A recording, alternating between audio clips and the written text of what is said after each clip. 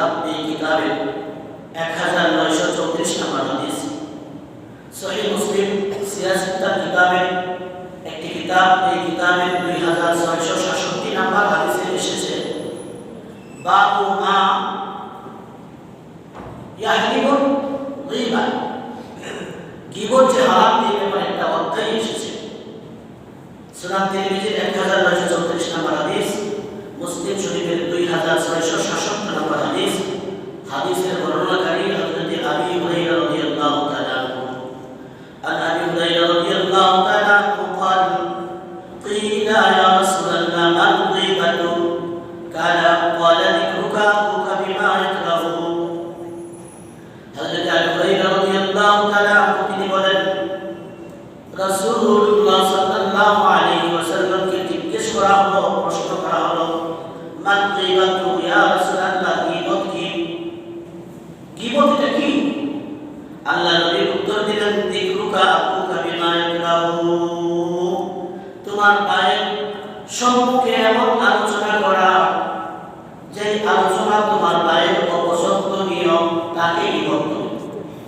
তাকে কি বলে? গীবত বলে।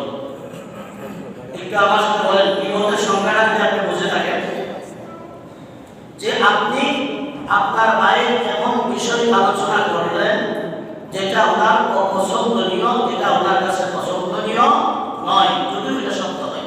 দেখেন আলোচনা কি বলেন।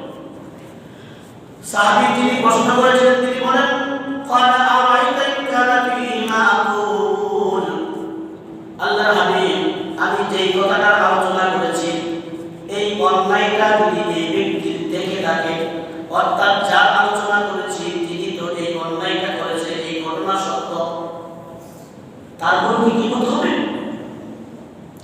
আল্লাহর হাবিব সাল্লাল্লাহু আলাইহি ওয়াসাল্লাম বলেন, ইন কানা ফীমা তাকুলু ফাকাদ ইরতাবতাহা, হ্যাঁ তুমি যে আলোচনা করেছো এই অন্যায়টা যদি এই ব্যক্তি করে থাকে তাহলে এটা হবে গীবত।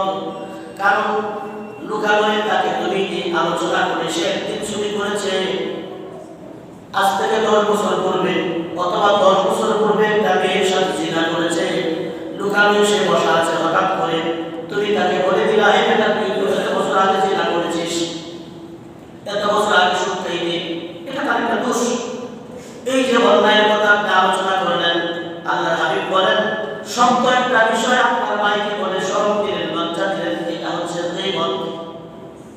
আর যে আলোচনাটা আপনি করেছেন, ওয়া ইন্না ইয়াকুন ফীহি মা তাকুলু ফাকাদ বাহাত্তাহু, আল্লাহর হাবিব বলেন, যে আলোচনাটা আপনারা তার সামনে অথবা তার অগোচরে তার আড়ালে করলেন, এই কাজটাই ব্যক্তি করে নাই, এই অপরাধটাই